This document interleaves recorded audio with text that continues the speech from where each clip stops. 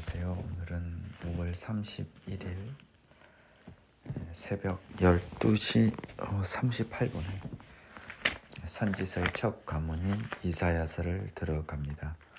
이사야서를 시작으로 이제 마지막 선지서를 마무리하면 저의 1차적인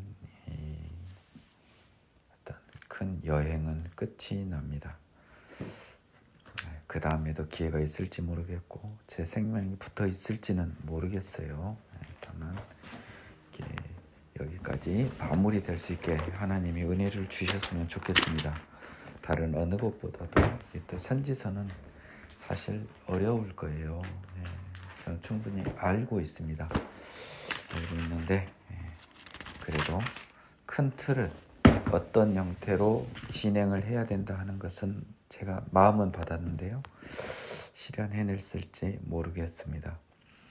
이사야는 참고로 선지서는 대선지서인 이사야, 에레미야, 에스겔, 그리고 중선지서인 다니엘, 그리고 소선지서인 호세아로부터 말라기까지 세 가지 종류로 나눠져 있고요. 대선지서는 시간 순서 이사야, 에레미야, 에스겔, 그리고 소선지서도 나름 시간 순서에 따라 분리가 됐습니다. 따라서 뒤에 나온 선지서들이 앞에 대선지서의 시기에 뒤지는 게 아니고요. 중간중간에 끼어 있음을 여러분이 잘 보셔야 됩니다. 대선지서 중에 이사야는요. 주로 히스기야 시대에 예언을 했던 선지자입니다. 예수님과의 연결성도 굉장히 많습니다. 그리고 대선지서의 첫 관문입니다. 오늘은 이사야 들어갑니다. 1장 유다왕 우시야, 요담, 아하스, 히스기야 시대 총 4대의 왕에 걸쳐서 활동을 했던 아모스의 아들 이사야가 유다와 예루살렘에 관하여 본 계시라. 선지자는 크게요. 유다와 예루살렘, 남유다에 대한 선지와 북이스라엘에 대한 선지자로 나뉘는데 대부분은 남유다에 대한 선지자입니다. 이사야도 그 경우에 해당합니다. 2절 보겠습니다. 하늘이여 들으라, 땅이여 귀를 기울이라. 여호와께서 말씀하시기를 내가 자식을 양육하였거늘 그들이 나를 거역하였도다. 맹세는요, 하늘과 땅하고도 맹세를 했어요. 신명기 때 보면요.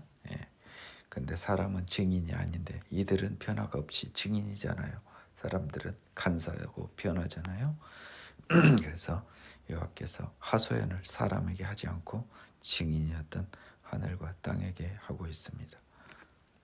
거역하였다. 기본적으로는 10계명 중에서 1, 2, 3, 4번 하나님에 대한 것을 거역한 것을 이야기하지만 진실은 10절 탐심으로 간다는 것은 제가 누차 이야기했습니다. 하지만 그들은 10번까지 가지 못하고 1, 2, 3, 4번에서도 이미 걸려버렸어요. 소는 그 임자를 알고 나귀는 그 주인의 구유를 알건만은 이스라엘은 알지 못하고 나의 백성은 깨닫지 못하는도다 하셨도다. 소와 나귀는 주인을 알지만 사람은 자신의 주인인 하나님을 모르는 거죠. 슬프다 범죄한 나라요, 허물진 백성이요, 행악의 종자요, 행위가 부패한 자식이로다. 그들이 여호와를 버리며 이스라엘의 거룩한 이시를 만홀히 여겨 멀리하고 물러갔도다. 나라, 백성, 자식 줄줄이 내려오면서요, 모두 다 행악을 했다는 겁니다. 범죄한 나라예요. 여호와를 버리고 이스라엘의 거룩하신 이를 만홀히 여겨 멀리 물러갔도다. 여호와의 율법을 버렸다고 이야기하고 있습니다. 만홀히 여겼다는 것은 쉽게 생각했다는 거죠. 무시했다는 겁니다. 비웃다, 무시했다라는 뜻이 강합니다. 너희가 어찌하여 매를 더 맞으려고 폐역을 거듭하느냐. 온 머리는 병들었고 온 마음은 피곤하였으며 발바닥에서부터 머리까지 성한 것이 없이 상한 것과 터진 것과 새로 맞은 흔적뿐이거든 그것을 짬에 싸매며 기름으로 부드럽게 함을 받지 못하였도다. 매를 더 맞으려고 배역을 거듭하고 있습니다. 온몸이 병들었고 마음은 피곤하였고 성한 곳이 하나도 없는데요. 치료도 받지 못하고 있습니다. 상처. 그런데 더 매를 맞으려고 기존에 병든 것도 치료하지 못하고 더 맞고 더 병들 것을 왜 자초하느냐. 너희의 땅은 황폐하였고 너희의 성읍들은 불에 탔고 너희의 토지는 너희 목전에서 이방인에게 삼켜졌으며 이방인에게 파괴됨같이 황폐하였고. 이거는 지금 아직 여러분 시기적으로요. 유다와 이스라엘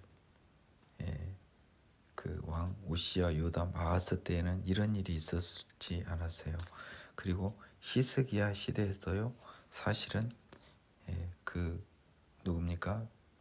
아수르가 쳐들어왔다가 정복을 못하고 돌아갔어요. 그래서 7절은 이게 결국은 바벨론 때나 이렇게 해당이 되는 거거든요. 근데 예루살렘은 정복하지는 못했지만 아마도 주변의 땅들은 아수르한테 피해를 봤을 수 있습니다. 그래서 그 부분을 이야기한 것 같아요. 왜냐하면 이사야는요. 히스기야 시대까지라고요. 바벨론이 아직 정복자가 패권 국가가 되기 전입니다. 그래서 예루살렘을 제외한 나머지 지역은 이런 피해를 보기는 봤었나 봅니다. 딸 시온은 포도원의 망대같이 이제 보니까 그렇네요. 쌀 시온은 예루살렘을 의미하는데요. 포도원의 망대같이 참외밭의 온두막같이 에워싸인 성읍같이 겨우 남았답니다. 예루살렘만요. 참외밭의 온두막같이 포도원의 망대같이는 뭐죠? 일반 집과 달리 아주 작은 집이 넓은 온두막, 넓은 포도밭이나 참외밭에 하나 조그맣게 남아있는 거잖아요. 예루살렘 혼자 남아있는 것을 그것에 비유했습니다.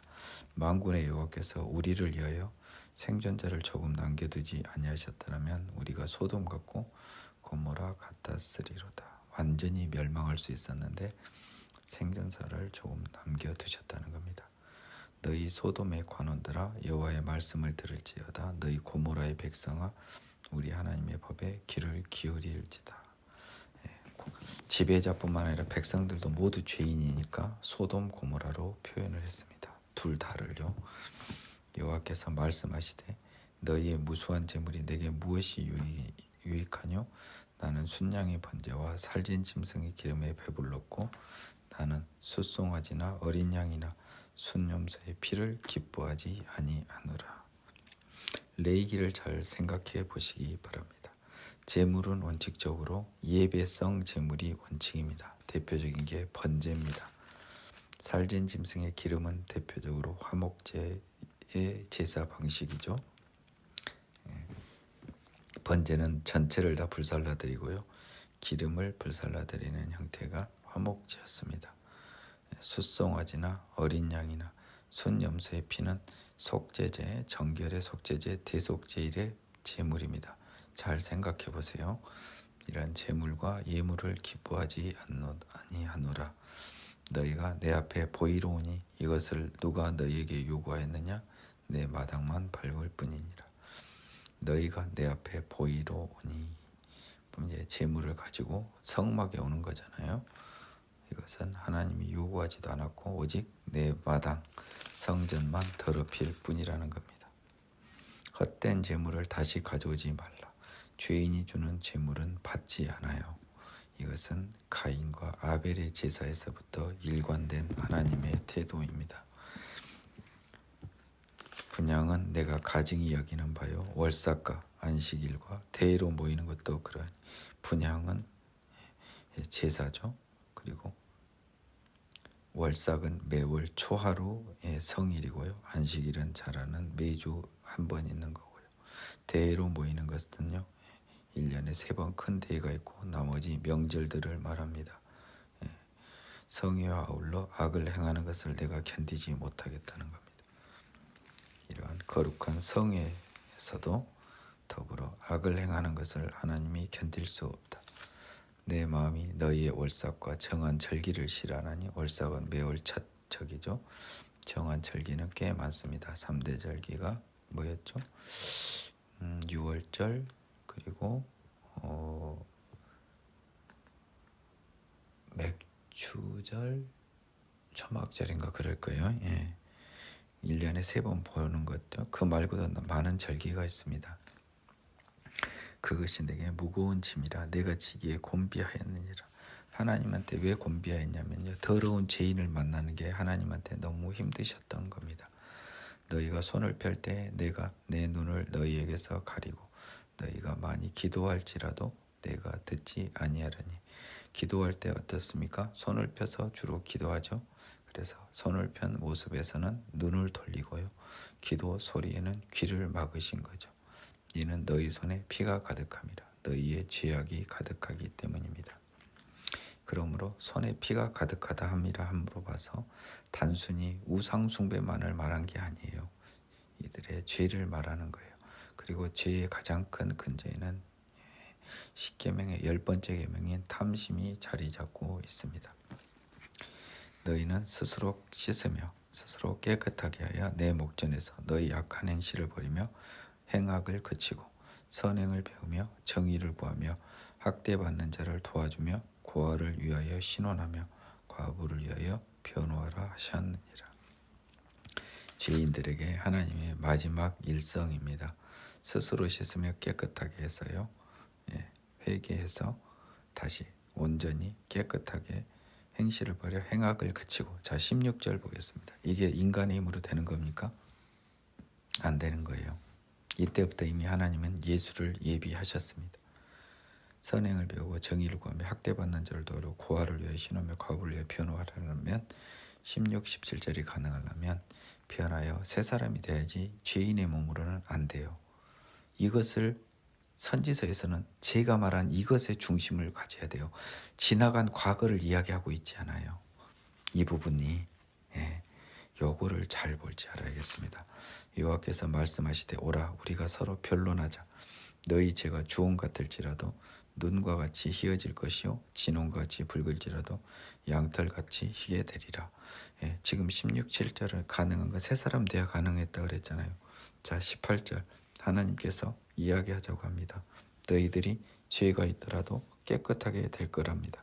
너희가 즐겨 순종하면 땅의 아름다운 소산을 먹을 것이요 거절하여 배반하면 칼에 삼켜지리라. 여호와의 말씀이라. 예수님을 이야기하고 복음을 먼저 빵 때리면서 여호와의 말씀이라는 이사야의 시작이, 이사야의 선지서가 시작이 됩니다. 굉장히 의미가 커요. 16, 17, 18절을 유심히 보시기 바랍니다.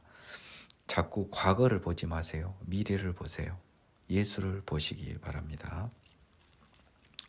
신실하였던 성비 어찌하여 창기가 되었는고 정의가 거기에 충만하였고 공의가 그 가운데 거하였더니 이제는 살인자들 뿐이로다. 느낌상 신실하던 성읍은 유다를 대표한 예루살렘일 텐데요.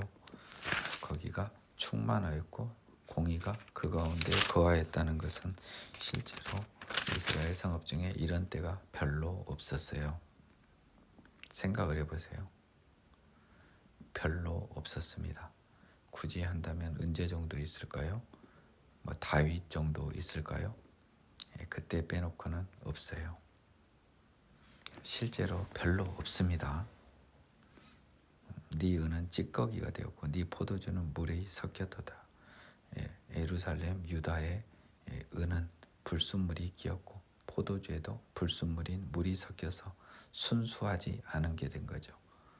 하나님의 백성에서 이방 찌꺼기가 끼어버린 겁니다. 죄의 찌꺼기가 낀 거죠. 네 고관들은 패역하며 도둑과 짝하며 다 뇌물을 사랑하며 예물을 구하며 고아를 위하여 신원하지 아니하며 과부의 송사를 수리하지 아니하는도다. 그리고 지도자들은 패역하여 도둑과 짝하며 범죄자, 특히 요즘과 같으면 후진국 같은 데서요 국왕하고 어떤 재벌가가 협잡하는 것처럼요, 그런 형태를 생각하면 되겠습니다. 그래서 뇌물을 사랑하며 예물을 구하여 고아를 신원하지 않고요 예물만 구하며 불쌍한 사람을 돌보지 않는 겁니다. 그러므로 주 만군의 여호와 이스라엘의 전능자가 말씀하시되 슬프다. 내가 장차 내 대적에게 보응하여 내 마음을 편하게 하겠고 내 원수에게 보복하리라. 갑자기 하나님의 백성 이스라엘이 대적이 되고 원수가 되어 버렸습니다. 이런 것 때문에 예수 그리스도의 십자가를 하나님의 입장에서 화목 제물이라고 표현을 했던 거예요. 이 부분을 잘 보시기 바랍니다. 원수가 되었던 너희들이라고 바울이 로마서에서 이야기했던 것을 잘 기억해 보시기 바랍니다. 내가 또 내 손을 내게 돌려 네 찌꺼기를 잿물로 씻듯이 녹여 청결하게 하며 네 혼잣물을 다 제하여 버리고 25절을 보십시오. 보복하겠다고 했는데요. 근데 22절에 비해서 25절에는 내가 또 내 손을 내게 돌려 이제 거꾸로 가서 찌꺼기를 잿물로 씻듯이 녹이고 청결하게 하여 혼잣물을 제거해 버리고요. 갑자기 또 회복을 이야기하고 있습니다. 그러니까 시간적으로 왔다 갔다 하는 걸 잘 보시기 바랍니다. 네.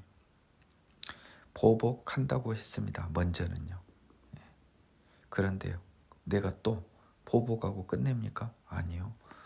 다시 회복을 이야기합니다. 내가 네 재판관들을 처음과 같이 네 모사들을 본래와 같이 회복할 것이라. 그리한 후에야 네가 의의 성읍이라 신실한 고울이라 불리리라 했더라. 이것들이요. 바벨론 포로라든지 이거 이후에 귀환해서 된 게 아니에요. 이거는 예수 이후에나 가능한 겁니다. 시온은 정의로 구속함을 받고 그 돌아온 자들은 공의로 구속함을 받으리라. 그 돌아온 자들이 반드시 바벨론에 들어온 자들만을 의미하지 않아요. 회개하여 돌아온 자를 의미한다고 볼 수가 있습니다.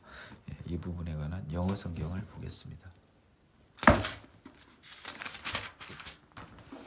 27절 Zion shall be redeemed with justice. 시온은 정의로 구원함을 받고 and her penitence with righteous. 죄송합니다. penitent가 귀한 자인가 봐요. 느낌에. 근데 영어에는 회개하는 자라고 되어 있네요. 이러니까 번역이 벌써 잘못됐네요. 참회하는 회개하는 이거든요. 그러면 시온은 공의로 구원함을 받을 것이요. 그리고 그녀의 거기 시온이 허는 시온입니다. 그 시온에 회개하는 자들은 뭐예요?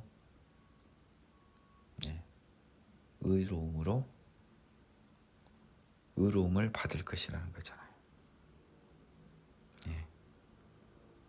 공의로 구원을 받을 거예요. 구속하면 구원을 받을 것이라는 거잖아요. 의로움으로 구원을 받을 것이라. 리딤이 생략돼 있어요. 회개자들은요. 돌아온 자들이 아니에요. 회개자들이에요. 영어 성경엔. 그러니까 여기서 돌아온 자들을 여러분들이 뭡니까? 바벨론에서 포로 귀한 자로 보지 말라고요. 이거는 회개한 자들이라고 영어로 써졌어요. 번역이 좀 잘못된 겁니다. 공의로 구속함을 받으라. 다 지금 뭘 이야기하고 있어요? 예수 시대의 복음을 이야기하고 있어요. 그러나 패역한 자와 죄인은 함께 패망하고 여호와를 버린 자도 멸망할 것이라. 복음에서 멀어진 자도 있죠. 너희가 기뻐하던 상수리 나무.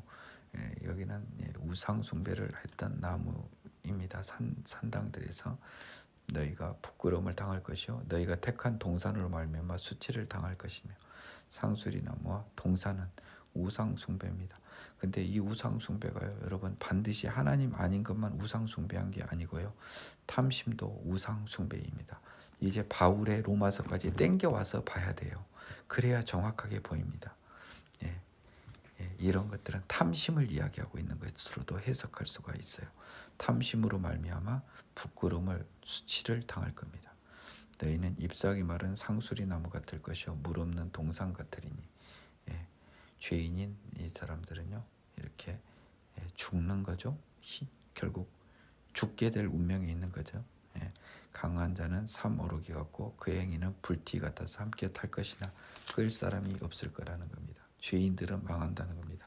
그래서 24절부터 31절 사이에서 복음을 통해 구원을 이야기하고 또 패역한 자들은 망할 것이고 특히 죄인들, 29절의 죄인들, 우상 숭배 플러스 탐심 가진 자들은 결국 망할 것이다.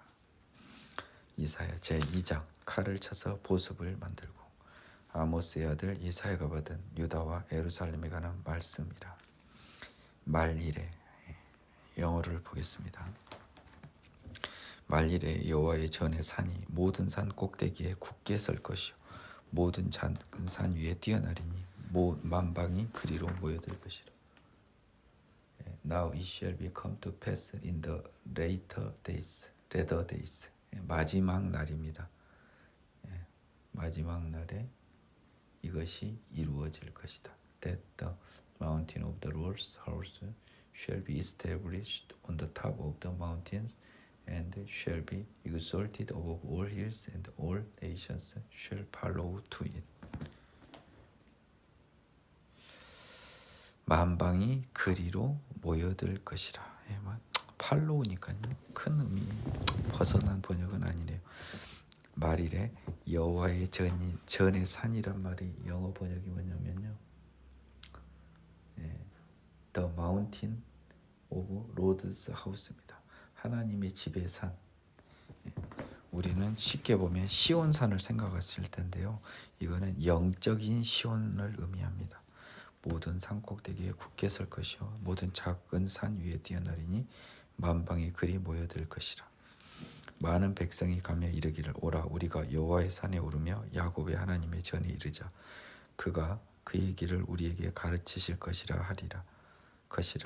우리가 그 길로 행하리라 하리니 이는 율법이 시온에서부터 나올 것이요 여호와의 말씀이 예루살렘에서부터 나올 것임이니라. 많은 백성이 가며, 여기는 반드시 이방을 포함하는 거예요. 이스라엘 백성만을 하는 의미하지 않아요. 영어를 한번 보겠습니다. Many people이라고 써져 있습니다. 그잔처럼 유대인들만 해당되는 것이 아니에요. 많은 백성이 가며 이르기를 오라 우리가 여호와의 산, 시온산에, 영적 시온산에 오르고요 하나님 전에 이르자는 거예요. 모든 백성이요, 이스라엘 말고요. 그가 하나님이 그의 길 복음의 길을 가르치실 것이라. 우리가 그 길로 행하리라 하리니 이는 율법이 시온에서부터 나오고, 율법은 이미 나왔는데 뭘 또 나와요? 새 율법이 시온에서부터 나오고, 사랑의 율법이, 여호와의 말씀이 예루살렘에서부터 나올 것이요. 자, 예루살렘에서부터 나온다 그랬는데 실제로 바벨론 포로기 때부터 예루살렘에서 여호와의 말씀은 한 번도 안 나와요. 다만 기원 전후에서 예수 그리스도가 태어났을 뿐입니다. 참고하세요. 그가 열방 사이에 판단하시며 많은 백성을 판결하시리니 무리가 그들의 칼을 쳐서 보습을 만들고 그들의 창을 쳐서 낫을 만들 것이며 이 나라와 저 나라가 다시는 칼을 들고 서로 치지 아니하며 다시 전쟁을 연습하지 아니하리라. 영어로 한번 보겠습니다. He shall judge between the nations and rebuke many people.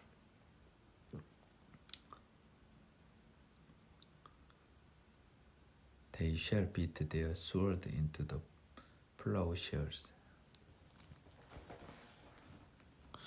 그가요, 하나님이 열방 사이에서 판단하시며라고 하는 영어 번역이 between the nations, 나라들 사이에서 판단한다는 겁니다. 그리고 많은 백성을 꾸짖는다는 겁니다. 판결한다는 겁니다. 그래서 지금 복음이 있고요. 그가 복음이 나온다고 이야기했습니다. 그리고 나서 한 말이 뭔 말이냐면 모든 민족 사이에서 하나님이 판단하고 판결하신다는 거예요. 그럼 무리가 칼을 쳐서 보습을 만들고 창을 쳐서 낫을 만든다는 것은 전쟁이 없다는 거죠. 전쟁이 없어지는 날을 만드신다는 겁니다. 이 날은 지금 오지 않았어요. 아직이. 이 날은 아직 안 왔다고요. 아직 열방사에서 판단하시며 많은 백성을 판결한 시기는 아직 안 왔습니다. 3절과 4절 사이에는 시간적으로 굉장히 긴 시간이 필요할 것입니다. 이것을 여러분들이 눈치를 챌 수 있어야 돼요. 3절과 4절 사이에 긴 시간의 간극이 존재한다. 5절 야곱 족속아 오라 우리가 여호와의 빛에 행하자. 죄 없고 의로운 여호와의 빛에 행하자. 주께서 주의 백성 야곱 족속을 버리셨음은 그들에게 동방풍속이 가득하며 그들이 블레셋 사람들과 같이 점을 치며 이방인과 더불어 손을 잡아 언약하였음이라. 동방풍속이 가득하다가 먼저 나와요. 블레셋같이 점을 치고 이방인과 더불어 손을 잡아 언약한 게 나중에 나옵니다.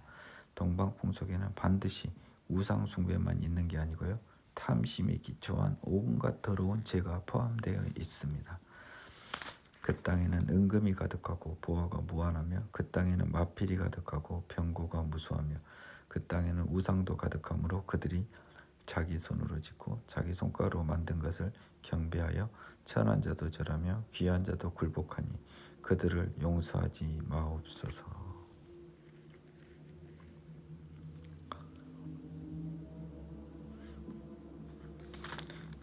이스라엘 족속이 벌을 받은 이유는 6절에 나와 있습니다. 근데 이제 7절부터는 이방 땅을 이야기하고 있어요. 은금 보화가 무한하며 마필이 많고 우상도 많고 우상을 숭배하고 모든 사람이 그들을 경배하니 그들을 용서하지 마옵소서라고 하는 것은 이사야의 기도인 거죠. 너희는 바위 틈에 들어가며 진토에 숨어 여호와의 위엄과 그 광대하심의 영광을 피하라. 그날에 눈이 높은 자가 낮아지고 교만한 자가 굴복되고 여호와께서 홀로 높임을 받으시리라. 그래서 이 모든 더러운 죄인들을 용서하지 않고 없애버림. 너희는 바위 틈에 들어가고 해서 여호와의 위엄과 광대하심을 피하라는 것은 이건 종말을 의미하고 있습니다. 종말 전에 환난 써진 거 있잖아요. 그 느낌을 쓰고 있는 거예요. 그래서 모든 자의 눈이 낮아지고 굴복되어 하나님의 날이 이를 것이랍니다. 대저 만군의 여호와의 날이 모든 교만한 자와 거만한 자와 자고한 자에게 임하리니 그들은 낮아지리라. 여호와의 날은 하나님의 날은 종말의 날이겠죠. 또 레바논의 높고 높은 모든 백향목과 바산의 모든 상수리 나무와 모든 높은 산과 모든 솟아오른 작은 언덕과 모든 높은 망대와 모든 견고한 성벽과 다시스의 모든 배와 모든 아름다운 조각물에게 임합니다. 뭐가 임해요? 여호와의 날이요. 그 날은 멸망의 날이고 불의 날입니다. 우리가 알고 있잖아요. 그날에는 자고한 자는 굴복되며 교만한 자는 낮아지고 여호와께서 홀로 높임을 받으실 것입니다. 우상들은 온전히 없어질 것이며 우상은요, 여러분들이 반드시 이방 우상만을 의미한 것이 아니고요. 탐심을 비롯한 죄도 포함된다는 것을 눈치를 챌 수 있어야 됩니다. 두 가지 의미를 다 봐야 됩니다. 사람들이 암멸은 바위 구멍이죠. 토굴로 들어가서 여호와께서 땅을 진동시키려고 일어나실 때 그의 영과 그의 광대하심의 영광을 피할 것이라. 피할 곳은 그거밖에 없어요. 지진도 나고 불도 있으니까 사람이 자기를 위하여 경배하려고 만들었던 은우상, 금우상을 그날에 두더지와 박쥐에게 던지고요. 금우상, 은우상도 던집니다. 아멸과 험악한 바위 틈에 들어가서 여호와께서 땅을 진동시키려고 일어나실 때 그 위엄과 그 광대하심의 영광을 피하리라. 19절이 반복되고 있습니다. 너희는 인생을 의지하지 말라. 그의 호흡은 코에 있나니 새말가치가 어디 있느냐. 22절 한번 보겠습니다.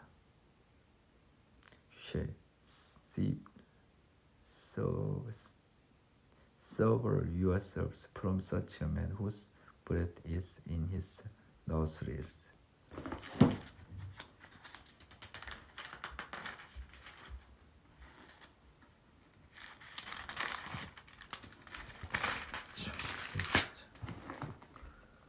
For of what account is he?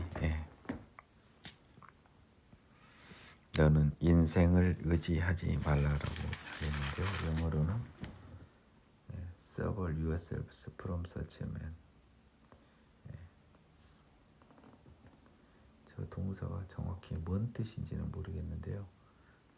이러한 사람으로부터 너는 나와라 이런 말 같거든요. 푸름이니까 생명이 코에 있는 의지하지 말라라는 말이 맞을 것 같습니다. 너희는 인생을 의지하지 마라. 그의 호흡은 코어가 있으니 가치가 없다는 거죠. 그러면 22절의 결론은 뭐예요?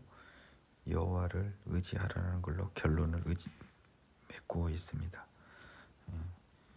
생명, 사람은 의지할 대상이 못 돼요. 호흡이 코에 있고 언제든지 여호와에 의해서 그 호흡이 끊어질 수 있는데 뭔 가치가 있냐는 거예요. 의지할 가치가. 그래서 2장은 여호와의 날, 새하늘과 새 땅 창조 직전에 지구의 멸망, 사람 사는 이 창조 세계의 멸망을 그리고 있습니다. 그러니까 이사야는 시작부터 굉장히 많은 시간적 흐름을 연결하고 있는 것을 여러분이 느껴야 합니다.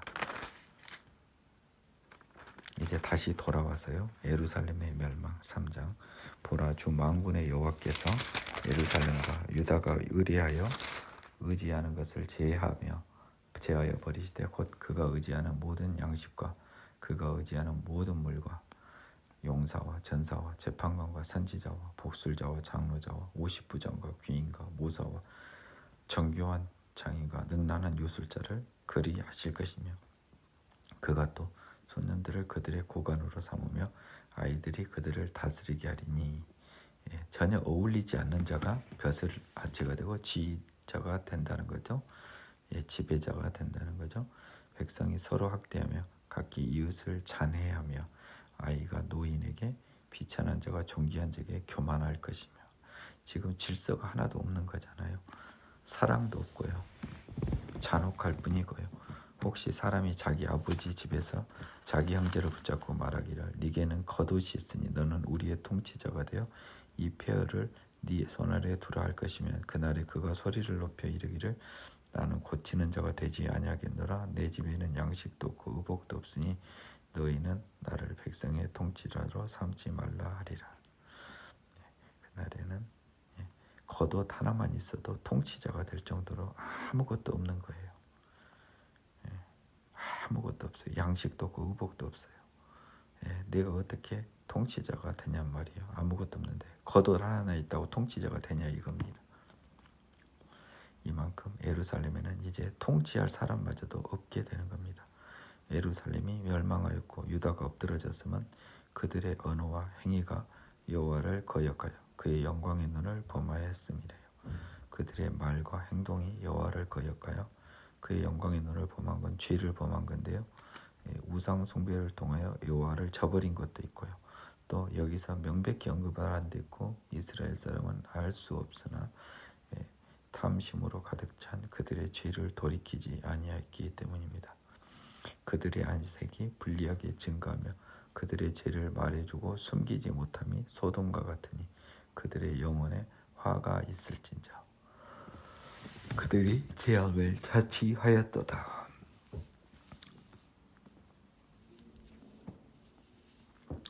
그들의 안색이 불리하게 증가하며 죄인들이니까요. 죄짐은 얼굴에 표가 나잖아요. 그들의 죄를 말해주고 숨기지 못함이 소돔과 같으니 그들의 영혼에 화가 있을진저 그들이 재앙을 자취하였도다.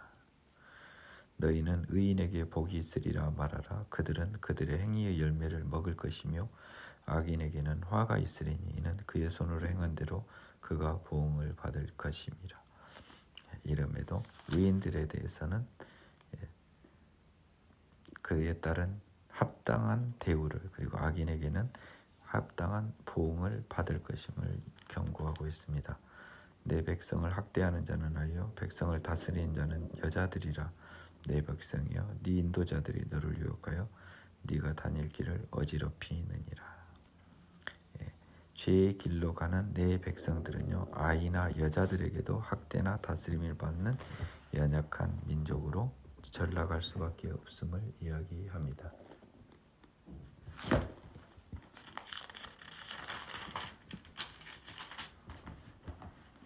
12절 As for my people, children are their oppressed and women rule over them.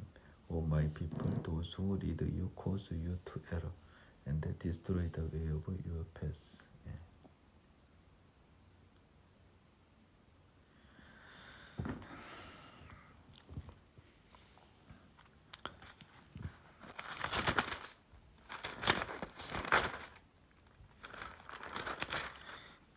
13절 여호와께서 변론을 일어나시며 백성들을 심판하려고 서시도다.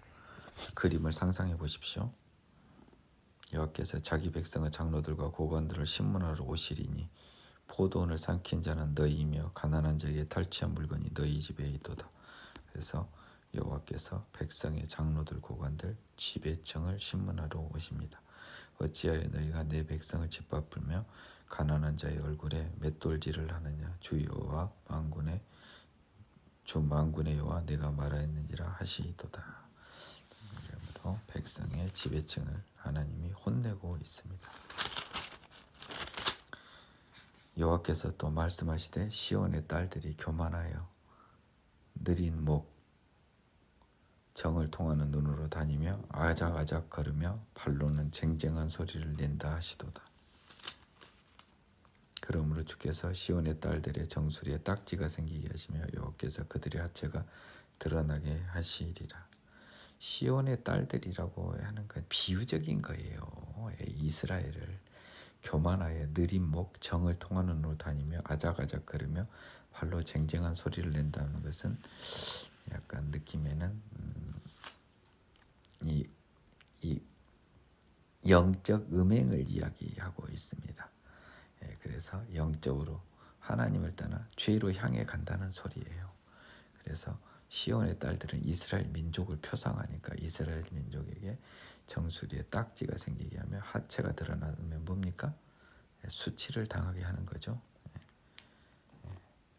병도 당하고 병도 있고 하나님으로부터 병으로도 침을 당하지만 수치를 당한다는 거예요. 종국에는 주께서 그날에 그들이 장식한 발목걸이와 머리의 망사와 반달 장식과 귀고리와 발목걸이와 얼굴 가리개와 화관과 발목 사슬과 띠와 향압과 후심부와 반지와 코고리와 예복과 겉옷과 목도리와 손주머니와 손거울과 세마포과 머리 손수건과 너울을 제하신다고 했습니다.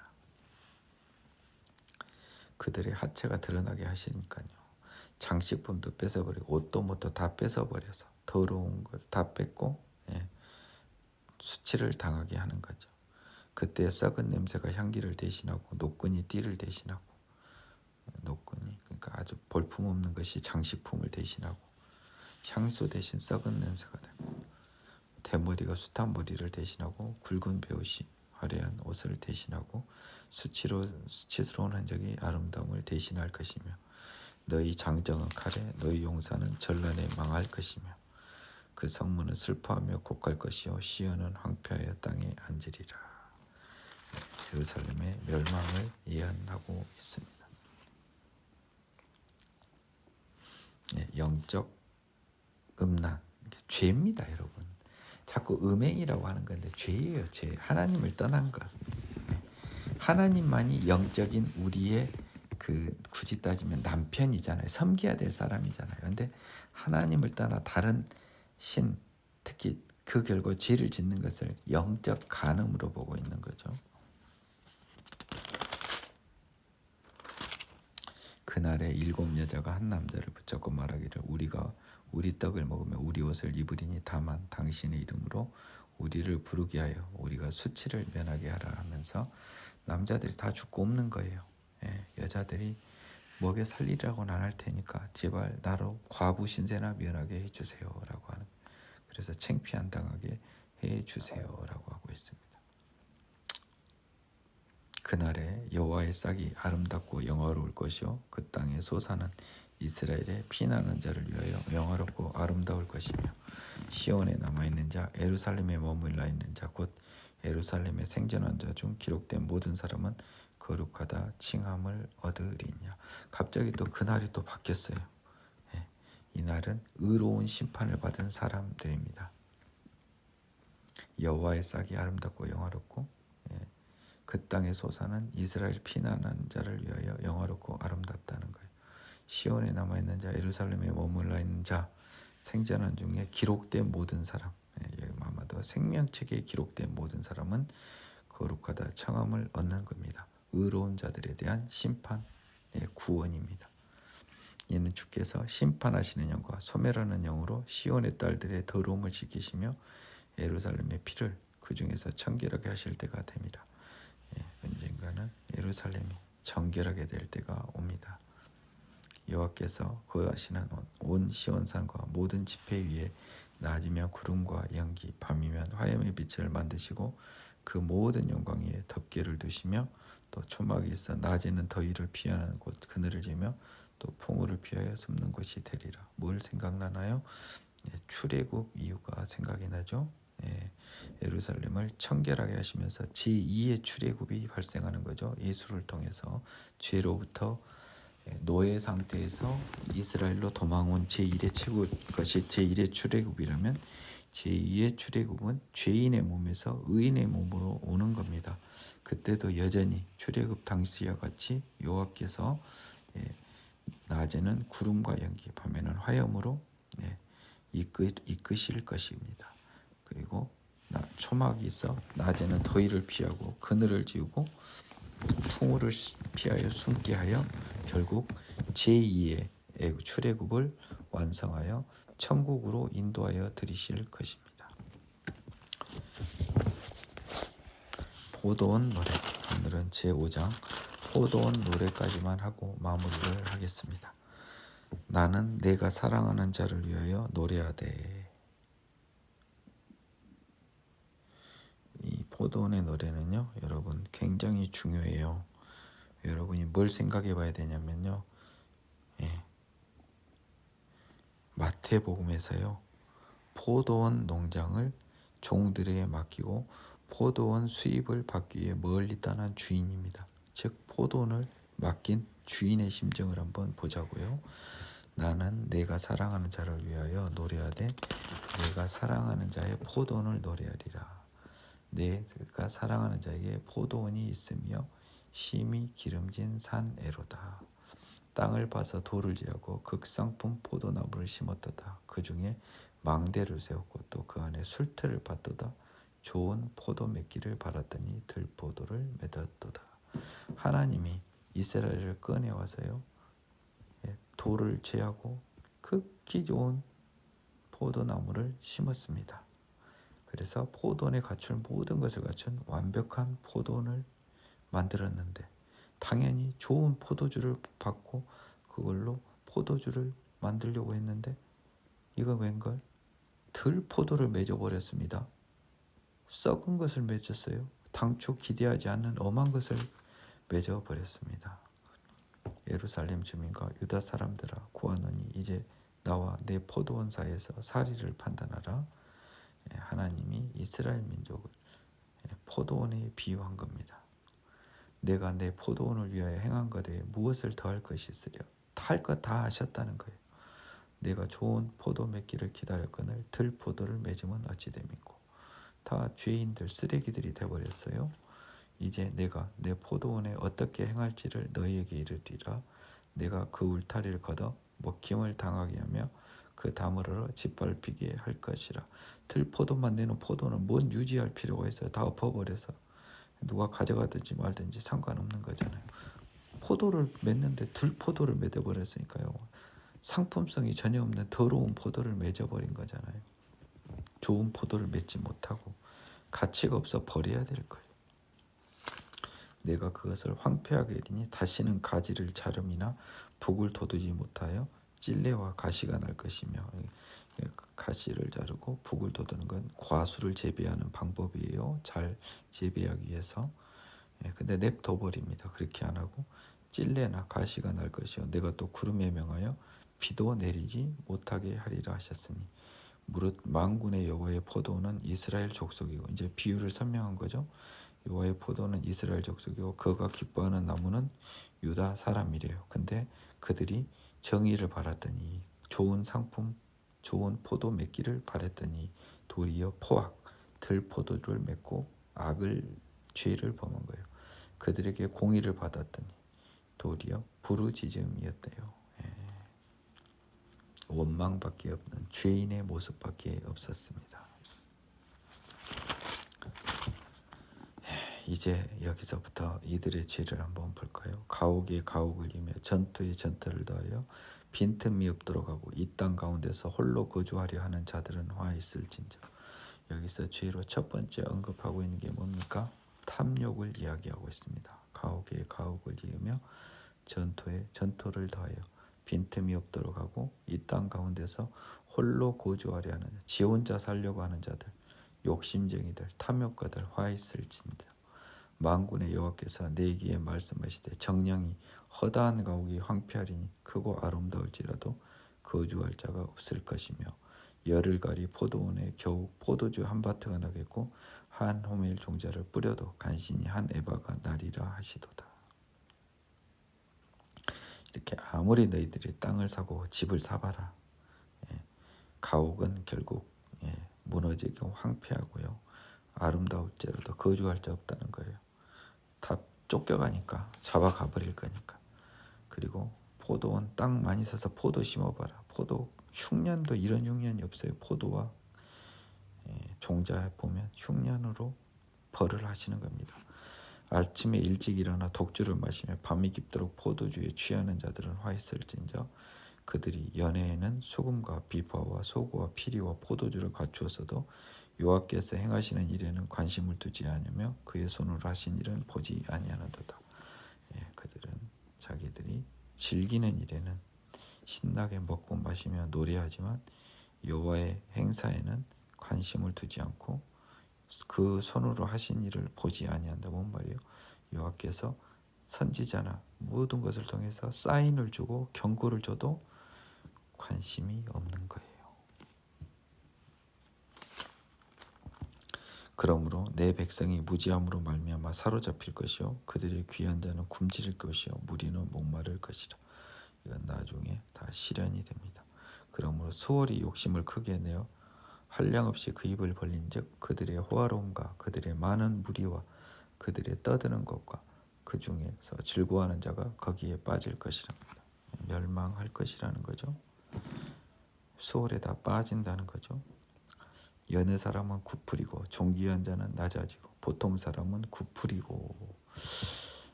건 뭐죠? 15절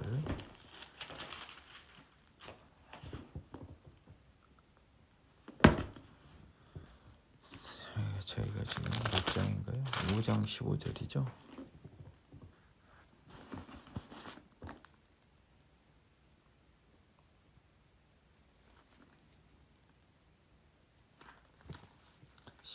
People shall be brought down, each man shall be humbled, and the eyes of the lofty shall be humbled. 교만한 자의 눈은 낮아지고요. 그 다음에 그 앞에 써진 건 그 사람들이 brought down, 낮아진다는 거죠. each man shall be humbled, 낮아져서 수치를 당한다는 겁니다. 여느 사람이라면 보통 사람이네요. 보통 사람은 구풀이고라고 하는 것은 뭐냐면요, 수치를 당하고로 바꾸면 될 것 같습니다.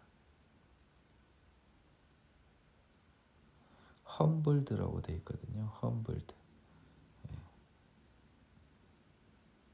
험블이라고 하는 게 좀 겁나 거지가 돼버린 거잖아요, 한마디로.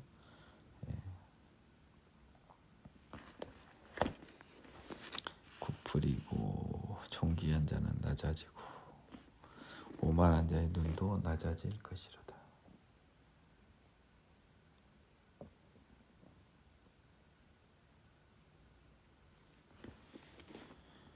오직 만군의 여호와는 정의로우심으로 높임을 받으시며 거룩하신 하나님은 공의로우심으로 거룩하다 일컬음을 받으시리니 그때는 어린 양들이 자기 초장에 있는 것 같이 풀을 먹을 것이요 유리하는 자들이 부자의 버려진 밭에서 먹으리라. 그래서 이스라엘의 이 죄인들, 이스라엘 백성들은 다 이렇게 소홀에 빠지는 등 벌을 받고요. 거기에 있는 사람들은 낮아지고 눈도 나빠지고 낮아지고 구풀이고 비참해지지만 오직 하나님은 높임을 받고 거룩하다 일컬음을 받는다는 겁니다. 그때 어린 양들이 자기 초장에 있는 것 같이 풀을 먹을 것이요 유리하는 자들 부자들의 버려진 밭에서 먹으리란 뭔 말입니까? 그래서 그때 이 이스라엘의 관리라든지 이 좀 지배자 죄인들은 이러한 그 그 수월의 벌을 받을 것이고 낮아질 것이나 어린 양들이라든지 유리하는 자, 불쌍한 자들은 오히려 부자들의 버려진 밭에서 먹어 살게 된다는 거예요.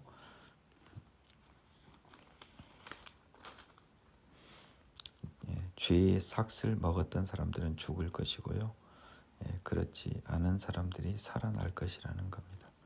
거짓으로 끈을 삼아 죄악을 끌며 수레줄로 함같이 죄악을 끄는 자 화 있을진저. 이게 나오잖아요. 죄 있는 자들은 화가 있을 것이다. 그들이 이르기를 그는 자기의 일을 속속히 이루어 우리에게 보게 할 것이며 이스라엘의 거룩한 이는 자기의 계획을 속히 이루어 우리가 알게 할 것이라 하는도다. 19절을 보겠습니다. 그들이 이르기를 그는 일을 They say let him make speed and hasten his work. 여기 그는 하나님입니다. That we may see it and let the counsel of the Holy One of Israel draw near and come.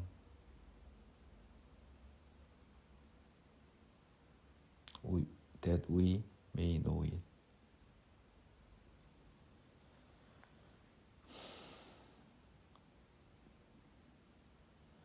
그들이 뭐라고 하냐면요. 하나님 보고 속히 일을 시키는 거예요. 지금 건방지게. 하나님이 속속히 일을 시키는 거예요. 그래서 우리가 하나님이 일한 것을 보게 하자는 거예요. 그래서 그 하나님으로 하여금요. 이스라엘한테 가까이 오기 위해서 도와주게 하고 우리를 위한다. 즉 하나님을 부려먹는다는 소리 한마디도 그들은 이르기를 그는 자기의 일을 속속히 이루게 보여. 그는 하나님입니다. 여기서 영어 보니까 he가 대문자로 써졌어요. 하나님이 자기 일을 속속히 이루게 보게 할 것이며 이스라엘 거룩한 이, 즉 하나님이 자기 길을 속히 이루어 우리에게 알 것이라는도다. 이 내용은 뭐냐면 하나님을 자기들을 위하여 일을 시켜 부려먹는 일꾼으로 만들고 있어요. 악을 선하다며 선을 악하다며 흑암으로 광명을 삼으며 광명으로 흑암을 삼으며 쓴 것으로 단 것을 삼으며 단 것으로 쓴 것을 삼는 자들은 화 있을진저. 뭔 말입니까? 솔직하지 않고 위선자고 거꾸로 갖다 붙이는 사람이죠. 그렇죠? 스스로 지혜롭다며 스스로 명철하다 하는 자들은 화 있을진저. 스스로 지혜롭다 하면서 어리석은 행동을 하고 있어요. 명철하다고 하면서 어리석은 행동을 하고 있다는 거예요. 무엇이 선이고 무엇이 악인지도 모르고 자기 마음대로 하면서 다 악을 선하다고 해버려요.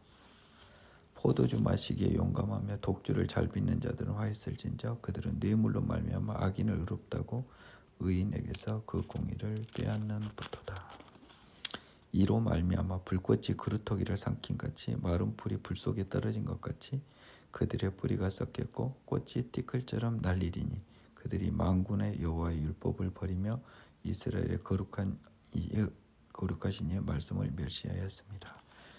그래서 이 스스로 지혜롭다는 이 어리석은 이스라엘 사람들을요, 그들은 불꽃이 그루터기 삼킨 같이 풀이 불 속에 떨어진 같이 망할 것이라는 거죠. 그들의 뿌리가 썩겠고 꽃이 티끌처럼 날리리니 그들의 만군의 율법을 버렸다는 거예요. 거룩하신 하나님의 율법을 멸시하고 말씀을 멸시한 겁니다. 그러므로 여호와께서 자기 백성에게 노를 바라시고 그들 위에 손을 들어 그들을 치신지라. 산들은 진동하며 그들의 시체는 거리 가운데 분토같이 되었도다. 그럴지라도 그의 노가 도로도시 아니었고 그의 손이 여전히 펼쳐져 있느니라. 이러기 때문에 하나님께서 자기 백성 이스라엘에게 노를 바라셔요. 그들을 쳐서 엄청난 피해가 발생해도 아직까지도 하나님의 노가 풀리지 않아 있답니다. 진노의 손이 거두어들이지 않다는 겁니다. 또 그가 같이 기치를 세우시고 먼 나라들을 불러 땅 끝에서부터 자기에게로 오시게 하실 거라. 보라 그들이 빨리 달려올 곳이로되. 이방 사람들이 하나님의 부르심에 따라 달려온답니다. 그 중에 곰핍하여 넘어지는 자도 없을 것이며 조는 자나 자는 자도 없을 것이며 그들의 허리띠는 풀리지 아니하며 그들의 들매끈은 끊어지지 아니하며. 그들은 넘어지지도 않고 졸고 자지도 않고 허리띠 풀리지 않고 끊어지지 않으면서 열심히 달려오는 거잖아요. 그렇죠? 그들의 화살은 날카롭고 모든 활은 당겨졌으며 그들의 말굽은 부싯돌 같고 병거바퀴는 회오리랑 같으며 병거바퀴는 회오리 바람 같을 것이며 강한 군대를 표현해주는 비유입니다. 그들이 이방인들이 굉장히 강한 군대처럼 강력해진다는 겁니다. 그들의 부르짖음은 암사자 같을 것이요 그들의 소리지름은 어린 사자들과 같을 것이라. 그들이 부르짖으며 먹이를 움켜가져가 버려도 건질 자가 없으리라. 이렇게 강력한 힘으로 이방이 드디어 하나님의 나라에 들어오는 거예요. 그날에 그들이 바닷물결 소리같이 백성을 향하여 부르짖으리니 사람이 그 땅을 바라보면 흑암과 고난이 있고 빛은 구름에 가려서 어두우리라. 그날에 그들이 이방인들입니다. 바닷물결같이 백성은 뭐예요? 이스라엘을 향하여 부르짖으리니 사람이 그 땅을 바라보면 흑암과 고난이 있고 빛은 구름에 가려져 있으리라. 이렇게 이방 사람들이 승리자가 되는 거예요. 그들에 대해서, 이스라엘 민족에 대해서. 그래서 사람들이 이스라엘 땅을 바라보면 흑암과 고난이 있고 빛은 구름에 가려져 있어 이스라엘이 예수님과 복음에서 멀어져 소외되어 상당 기간 진노의 상태로 저주를 받게 될 수밖에 없음을 이야기합니다. 하지만 바울의 로마서에서 약속하신 것 같이 하나님은 이스라엘을 영원히 버리지 아니하시고 이방인의 충만한 수가 될 때까지 이스라엘이 하나님으로부터 일정 기간 소외됨은 부인할 수 없는 것입니다. 오늘 지금 부담스러운 선지서 첫 강의 이사야 강의를 일단 했습니다. 더 이상 피곤해서 진행을 못하겠네요. 수고하셨고요. 다음 시간에 찾아뵙겠습니다.